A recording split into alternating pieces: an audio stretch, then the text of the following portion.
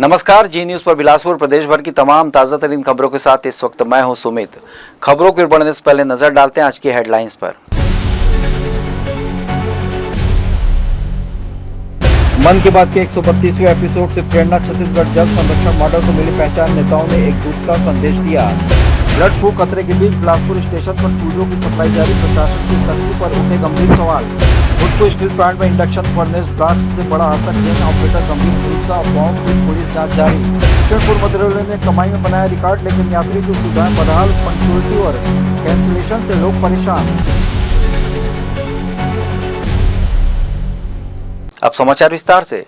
प्रधानमंत्री नरेंद्र मोदी के लोकप्रिय कार्यक्रम मन की बात के 132वें एपिसोड को मुख्यमंत्री विष्णुदेव साय और पूर्व विधानसभा अध्यक्ष बिला विधायक धर्मलाल कौशिक ने अलग अलग स्थानों पर कार्यकर्ताओं और जन प्रतिनिधियों के साथ सुना। इस दौरान इसे राष्ट्र निर्माण के लिए प्रेरणादायी मंच बताया गया। कार्यक्रम में कोरिया जिले के किसानों द्वारा किए जा रहे जल संरक्षण कार्यों की प्रधानमंत्री द्वारा सराहना को छत्तीसगढ़ के लिए गौरवपूर्ण बताया। मुख्यमंत्री ने कहा कि आवा पानी झोंकी मॉडल जन भागीदारी से भूजल स्तर पर सुधार की प्रभावी मिसाल बन रहा है। नेताओं ने पश्चिम एशिया की परिस्थितियों के बीच प्रदेश में आवश्यक वस्तुओं, पेट्रोलियम और गैस की पर्याप्त उपलब्धता होने की बात कही। साथ ही लोगों से अफवाहों से दूर रहने, एकजुट रहने और जल संरक्षण को जन आंदोलन बनाने की अपील की गई। देखिए, जिस तरह से हर महीने अंतिम रविवार का इंतजार पूरे देशवासियों को रहता है, माननीय प्रधानमंत्री जी के मन की बात का इंतजार रहता है। और आज हम लोग यहाँ मुख्यमंत्री निवास में माननीय प्रधानमंत्री जी की मन की बात का 132वां एपिसोड सुने हैं।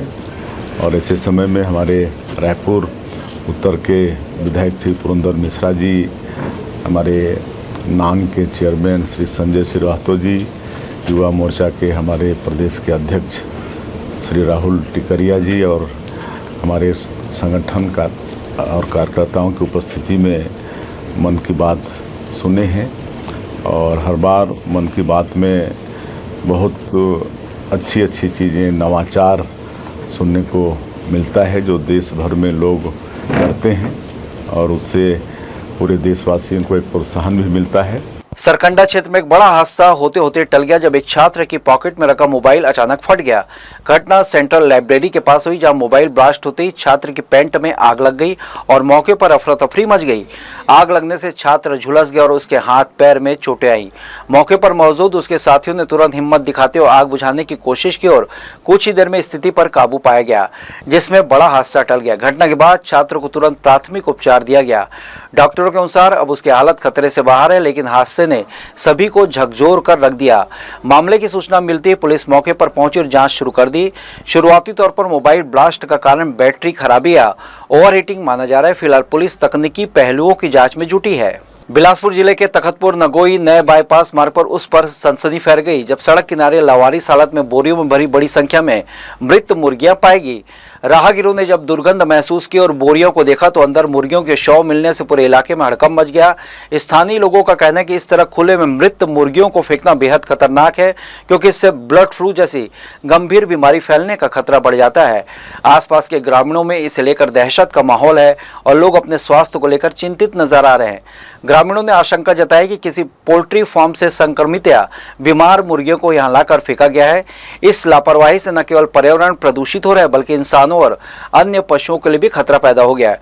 घटना की जानकारी मिलते ही ग्रामीणों ने प्रशासन से तत्काल कार्रवाई की मांग की है। लोगों का कहना है कि दोषियों की पहचान कर कड़ी कार्रवाई की जाए और मृत मुर्गियों का सुरक्षित निपटान किया जाए, ताकि किसी भी प्रकार की बीमारी फैलने से रोका जा सके।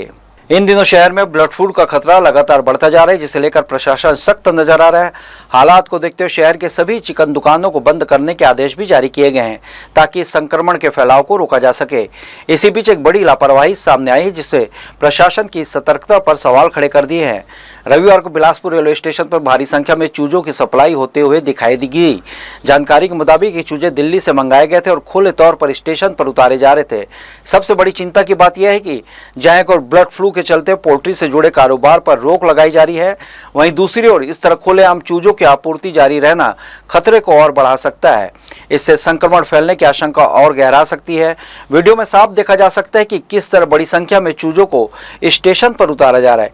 इस घटना ने प्रशासन प्रशासन की निगरानी व्यवस्था पर सवाल खड़े कर दिए हैं और लोगों में भी चिंता का माहौल बना हुआ है।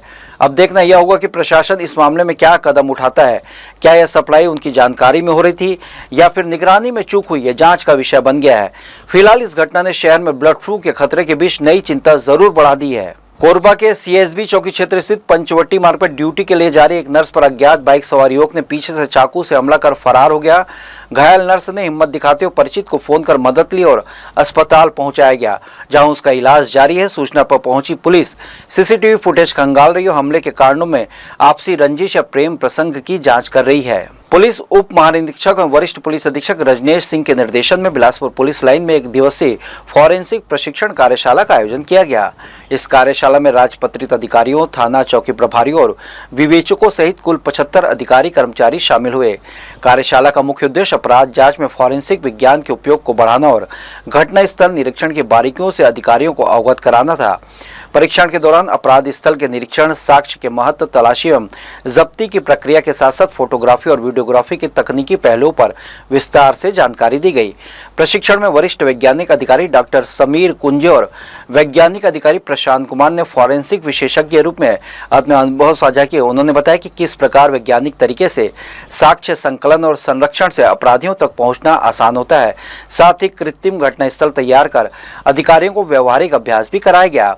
इसके अलावा उप निरीक्षक कृष्णा साहू ने गंभीर अपराधों में घटनास्थल का नक्शा तैयार करने, दस्तावेजीकरण और न्यायालय में साक्ष्य प्रस्तुत करने की प्रक्रिया पर मार्गदर्शन दिया। प्रशिक्षण के दौरान सीन ऑफ क्राइम की सुरक्षा, साक्ष्य पैकेजिंग, FSL जांच हेतु नमूनों को भेजने और आवश्यक दस्तावेज तैयार करने की प्रक्रिया को विस्तार से समझाया गया। वरिष्ठ पुलिस अधीक्षक महोदय के मार्गदर्शन में जिले में लगातार हर महीने यहाँ पे हमारे जो विवेचनाधिकारी होते हैं, थाना प्रभारी होते हैं, उनके लिए कार्यशाला आयोजित की जाती है। इसमें मुख्य रूप से कोई भी जब अपराध होता है तो उसमें हम कैसे बेहतर विवेचना कर सकते हैं, उसके बारे में उनको जो भी लेटेस्ट अपडेट हैं या नए रूल्स नियम्स हैं, हमारे पास जो नए टेक्निक्स आ गए हैं, उसके बारे में आदतन जानकारी जो विवेचनाधिकारी और थाना प्रभारियों को दिया जाता है। गिरोधपुरी मंदिर परिसर के पास ट्रांसफार्मर में लगी आग से विकराल रूप लेकर करीब 10 दुकानों को अपनी चपेट में ले लिया, लेकिन चौकी, गिरोधपुरी पुलिस और स्थानीय लोगों की तत्परता से आग पर समय रहते काबू पा लिया गया। फायर ब्रिगेड पहुंचने से पहले पुलिस टीम ने बाल्टियों आदि से आग बुझाने का काम शुरू कर दिया, जिससे आग मंदिर तक फैलने से बच गई। प्रारंभिक कारण ट्रांसफार्मर में बंदर के कूदने से आग लगना बताया जा रहा है, वहीं नुकसान का आकलन किया जा रहा है। बुलेटिन में खबरें और भी हैं, वक्त हो चला एक छोटे से ब्रेक का। ब्रेक के बाद हम लौटेंगे जल्दी, आप कहीं मत जाएं।